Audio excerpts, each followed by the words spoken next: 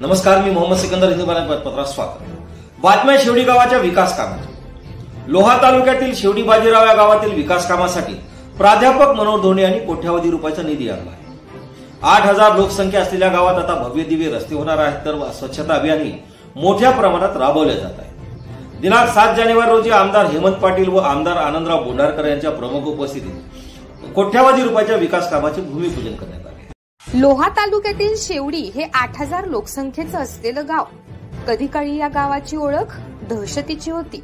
आज हे गाव विकासाच्या प्रगतीपथावर चालत आहे. शिवा संघटनेचे संस्थापक अध्यक्ष प्राध्यापक मनोहर धोंडे यांच्या ताब्यात सध्या ग्रामपंचायत कार्यालय आहे.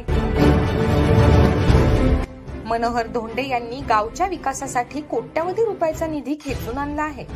गावातील लोकांना फिल्टर पाणी मिळावे यासाठी 8,000 कोटीची योजना मंजूर करून काम चालू केले आहे.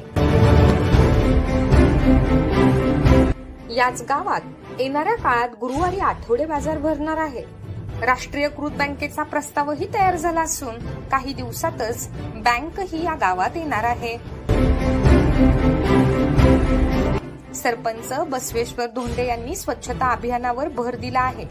गावातील अपंग लोकांनाही ग्रामपंचायतच्या वतीने गॅस मिक्सर यासारखे साहित्य वाटप केले आहे.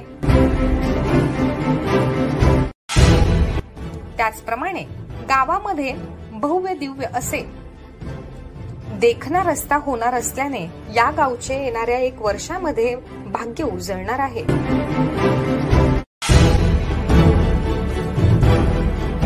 कोट्यावधी रुपयांच्या रस्त्याच्या कामाचे भूमिपूजन आमदार हेमंत पाटील, आमदार आनंदराव बोंढारकर व प्राध्यापक मनोहर धोंडे यांच्या हस्ते करण्यात आले.